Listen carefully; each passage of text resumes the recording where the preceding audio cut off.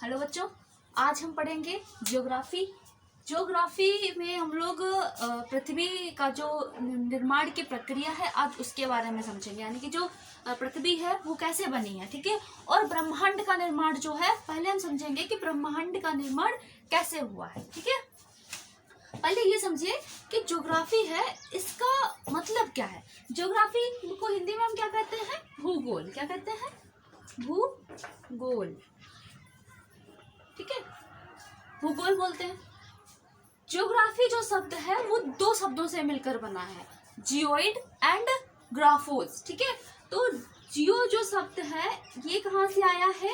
ये आया है ग्राफोइड, सॉरी जियोइड। किससे आया है? जियोइड से आया है, जियोइड से, ठीक है। जियोइड, जियोइड का मतलब क्या होता है कि भू आव। इसका हिंदी मीन्स होता है भू आब, ठीक है, भू आब। जियोइड का हिंदी मतलब होता है भू आब, ठीक है। और ग्राफी जो शब्द है वो कहाँ से आया है? ग्राफोस शब्द से आया है। किससे?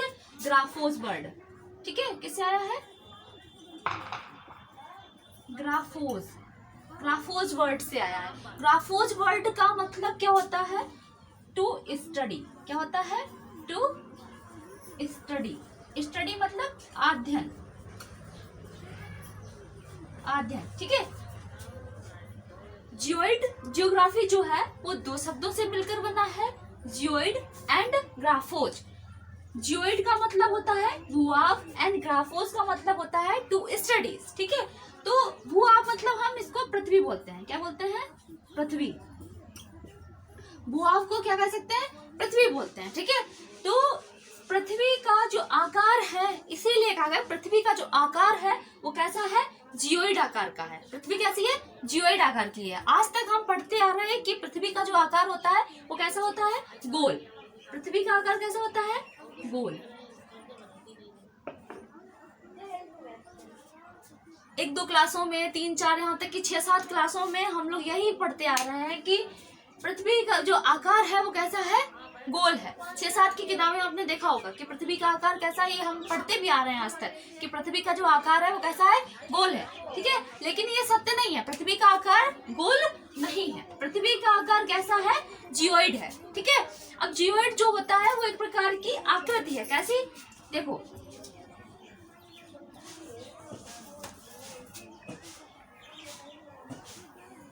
ठीक है, ऐसा मान लो ये क्या है? हमारी जियोइड जो होता है, जियोइड का जो आकार होता है वो इस प्रकार से होता है, यानी कि जो इसके ये क्या होते हैं? ध्रुव होते हैं, ठीक है। ध्रुव यानी कि पोल।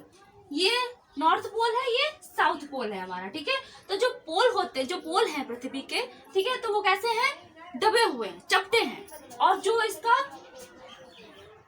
व्यास है, ठीक है, या इसका जो ऊपर का भार वो मतलब आकार है वो कैसा है? उभरा हुआ है, ठीक है। इसका बीच का जो आकार है वो कैसा है? उभरा हुआ है। और दोनों साइड से ये कैसी है? चपटी है। समझ में आ गया? नहीं आ गया? यही है हमारा मतलब पृथ्वी का आकार कैसा है? जियोइड है, ठीक है। तो फिर से एक बार समझते हैं कि जियोग्राफी, हम जियोग्राफी पढ़ रहे हैं, जियोग्राफी मतलब भूगोल, ठीक है। जियोग्राफी जो शब्द है वो दो वर्ड से मिलकर के बना है, जियो, जियो मतलब जियोइड। जियो जो शब्द है वो आया है जियोइड शब्द से। जियोइड का मतलब है भूआब, ठीक है, इसको हम कहते हैं पृथ्वी। और उसके बाद में ग्राफी, ग्राफी जो शब्द है वो आया है ग्राफोस से। इसका मतलब है टू स्टडी, यानी कि हम कह सकते हैं कि पृथ्वी का अध्ययन, ठीक है। किसका? पृथ्वी का, ठीक है, अध्ययन। पृथ्वी का अध्ययन क्या कहलाता है? हमारा जियोग्राफी, ठीक है, जियोग्राफी कहलाता है। अब हम जो पढ़ेंगे ज्योग्राफी को वो कितने टाइप से पढ़ेंगे, ठीक है। इसको हम टोटल 4 चरणों में पढ़ेंगे, 4 टाइप से, ठीक है। क्योंकि ये बहुत वास्ट सब्जेक्ट है, छोटा मोटा सब्जेक्ट नहीं है। इसको हम धीरे धीरे मतलब हर एक चीज को हम लोग स्टडी करेंगे। इसमें पहला क्या है? हम ज्योग्राफी में पढ़ेंगे, 1 मिनट इसको इरेज कर दें, फिर हम देखो जो ज्योग्राफी है, ज्योग्राफी को हम लोग 4 पार्ट्स में डिवाइड करके फिर पढ़ेंगे, ठीक है। इसमें क्या है? सबसे पहले हम पढ़ेंगे स्थल मंडल। स्थल मंडल यानी कि जो पृथ्वी का जो आकार है, पृथ्वी का निर्माण है, ठीक है, वो किस प्रकार से हुआ है? उसके बारे में हम पढ़ेंगे। जितने भी पहाड़ हैं, चट्टाने हैं, ठीक है, नदियां हैं, ग्लेशियर्स हैं, ये सब कैसे बने हैं, इसका हम अध्ययन करेंगे स्थल मंडल में, ठीक है। उसके बाद में आ जाओ समुद्र विज्ञान। समुद्र विज्ञान में यानी कि समुद्र में जो लहरें हैं वो किस प्रकार से उठती हैं, गर्म लहरें कहाँ पर होती हैं, ठंडी लहरें कहाँ पर होती हैं, स्टीम्स जिन्हें बोलते हैं, उसके बारे में हम पढ़ेंगे, ठीक है।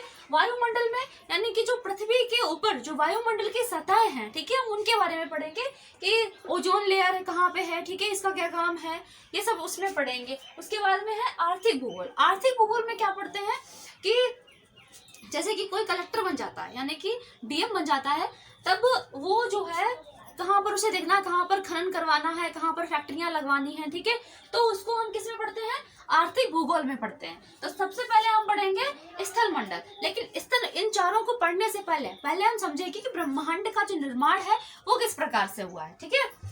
जो ब्रह्मांड के निर्माण में दो सिद्धांत आते हैं, ठीक है। तो पहला सिद्धांत क्या है, दो मत हैं अलग अलग। पहला सिद्धांत क्या है कि पृथ्वी को केंद्रित करके, पृथ्वी केंद्रित सिद्धांत, ठीक है, सिद्धांत। और दूसरा था सूर्य केंद्रित सिद्धांत, सूर्य केंद्रित सिद्धांत, ठीक है। तो दो सिद्धांत दिए थे, ये हमारा है ओल्ड और ये है मॉडर्न सिद्धांत, ठीक है।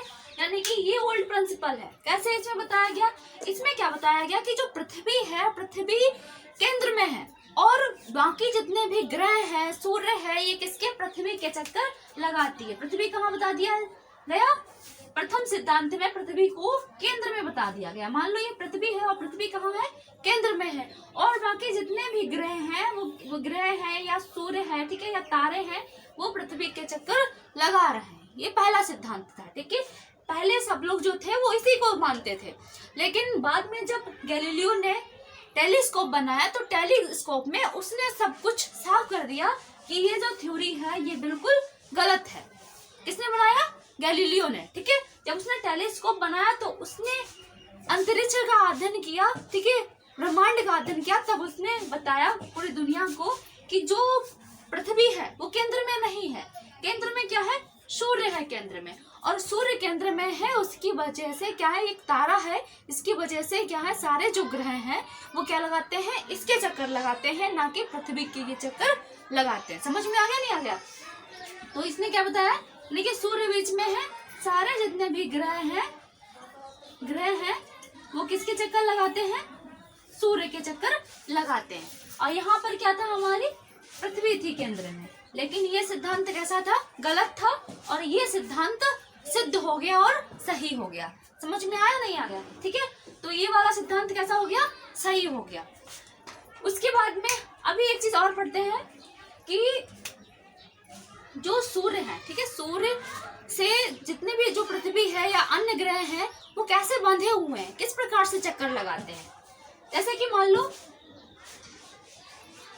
ये सूर्य है, ठीक है, क्या है, सूर्य है, और इसके ये सारे ग्रह जो हैं वो चक्कर लगाते हैं। तो इसमें ऐसा क्या संबंध है, क्या चीज है जो रोके पड़े है, जिससे जो ग्रह है वो अपनी ही लाइन में, ठीक है, अपने ही एक रास्ता ऐसा बना लिया है जिसपे क्या लगाते हैं, चक्कर लगाते रहते हैं। तो इन दोनों के बीच में एक ऐसा बल है जिसको बोलते हैं हम गुरुत्वाकर्षण बल। क्या बोलते हैं, गुरुत्वाकर्षण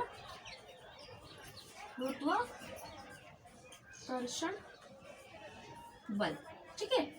ये जो गुरुत्वाकर्षण बल है इसका मतलब क्या है, यानी कि आकर्षण, एक दूसरे की तरफ आकर्षित होते हैं, ठीक है।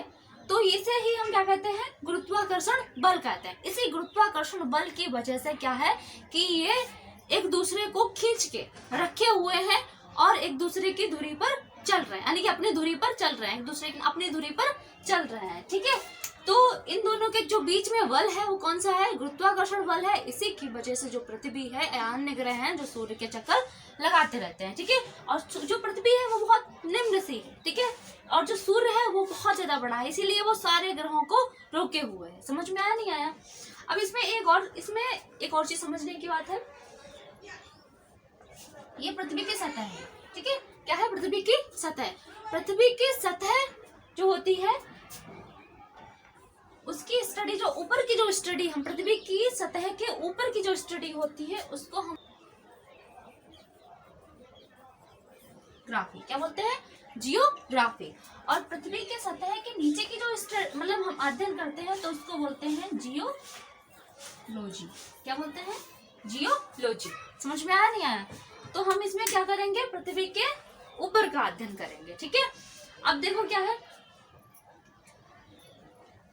एक चीज और समझने वाली बात है कि जो गुरुत्वाकर्षण बल है उसके अलावा भी दो और बल लगते हैं जिसको हम कहते हैं अभिकेंद्रीय बल, और एक होता है अपकेंद्रीय बल। देखो मान लो ये पृथ्वी है और ये क्या है? हमारा सूर्य है। तो पृथ्वी के इधर भी बल लग रहा है और इधर भी बल लग रहा है। तो पृथ्वी के जो अंदर यानी कि सूर्य की तरफ जो बल लग रहा है उसको बोलते हैं हम अपकेंद्रीय, सॉरी अभिकेंद्रीय। क्या बोलते हैं? अभिकेंद्रीय, अभिकेंद्रीय बल बोलते हैं। और जो पृथ्वी के बाहर के इधर के लिए लग रहा है तो उसको हम बोलते हैं अपकेंद्रीय।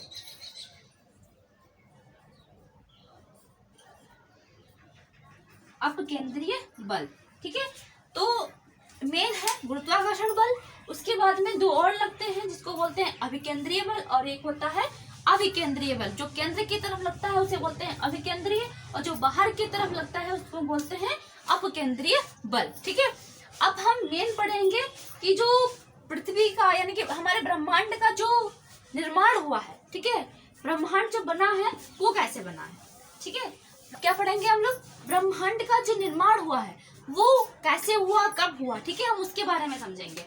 ब्रह्मांड का जो निर्माण है, ब्रह्मांड का जो निर्माण है, ठीक है, वो आज से लगभग 13.8 ठीक है करोड़ वर्ष पहले,